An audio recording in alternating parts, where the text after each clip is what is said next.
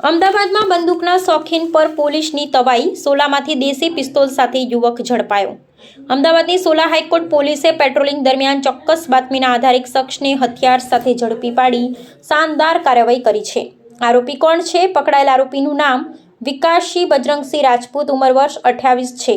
તે મૂળ મધ્યપ્રદેશના ભિંડ જિલ્લાનો વતની છે અને હાલ અમદાવાદના ઘાટલોડિયા વિસ્તારમાં રહી કલર કામ કરે છે। પોલીસ દ્વારા તેને ચાંદલોડિયા રેલવે ગરનાળા પાસેથી દબોચી લેવામાં આવ્યો હતો। બંદૂક શા માટે રાખી હતી? આરોપીને પોતાના વતનમાં જમીન વિવાદ મામલે ઝઘડો થયેલ હતો। તેને સામાવાળા પક્ષ સાથે ફરી ઝઘડો થવાનો ડર હોવાથી તેણે પોતાના વતનમાંથી જ આ દેશી પિસ્તોલ અને કારતૂસ ખરીદ્યા હતા। એક દેશી બનાવટની પિસ્તોલ કિંમત ₹25,000, જીવતો કારતૂસ કિંમત ₹200, મોટરસાયકલ કિંમત ₹50,000। આ શખ્સ અગાઉ રાણી પોલીસ સ્ટેશનમાં પણ આર્મ્સ એક્ટ હેઠળ ઝડપાઈ ચૂક્યો છે। હાલમાં સોલા હાઈકોર્ટ પોલીસ સ્ટેશન ખાતે આરોપી વિરુદ્ધ આર્મ્સ એક્ટ હેઠળ ગુનો નોંધી વધુ તપાસ હાથ ધરવામાં આવી છે। અહેવાલ હિતેશ ઠક્કર, અમદાવાદ।